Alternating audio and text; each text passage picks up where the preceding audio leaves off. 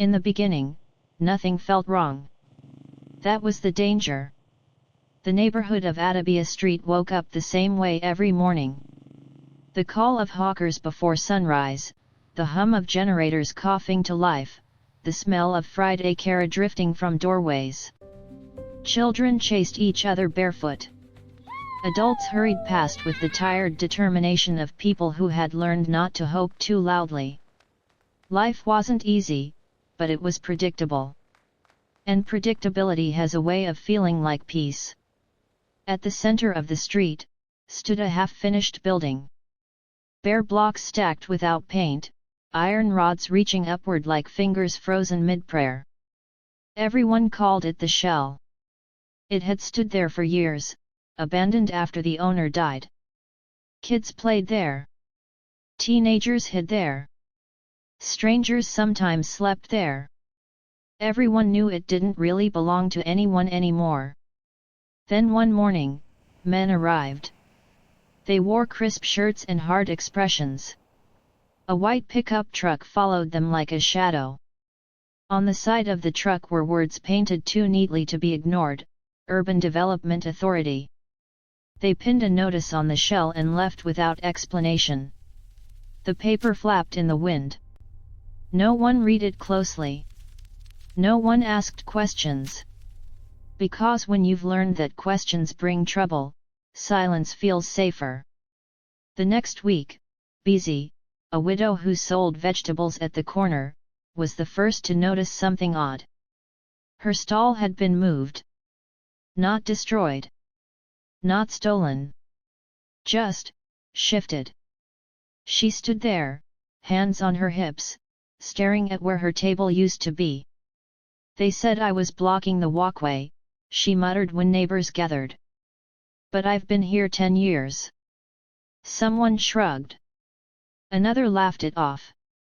Maybe they're finally organizing this place, a man said.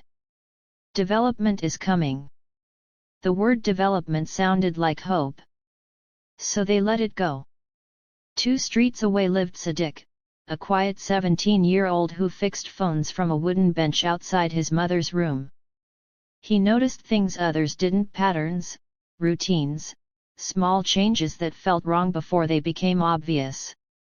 He noticed that the men in crisp shirts started coming more often. He noticed they never spoke loudly. Never argued. Never explained. They just pointed. And people moved. One afternoon, Sadiq watched as they marked houses with small red symbols near the doors. Quick strokes of paint. Silent decisions. What does it mean? He asked his friend Kunal. Kunal shrugged. Probably inspection. Sadiq didn't believe that. But he said nothing. It began at 2:13 a.m. The sound wasn't loud at first.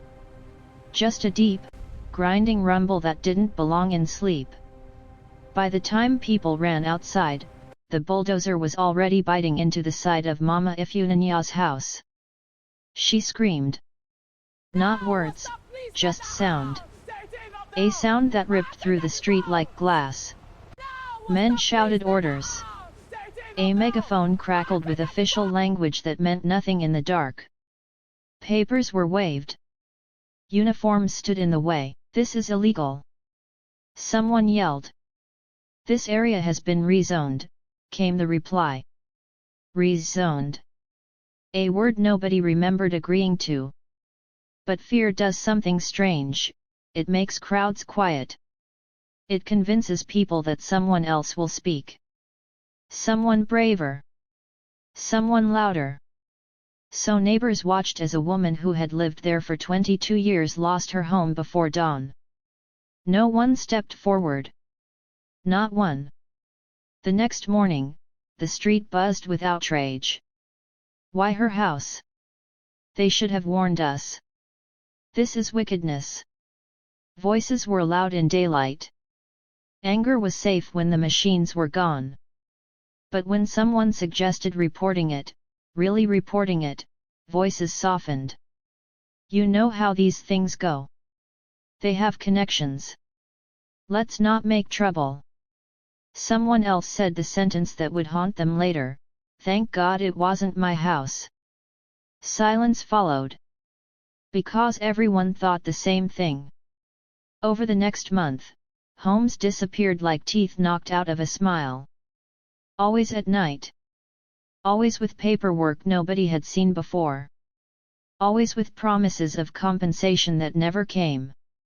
Each time, people gathered. Each time, they whispered. Each time, they went home. Sadiq started keeping notes. Dates. Names. Times. He noticed something else too, the demolitions moved closer to the center of the street.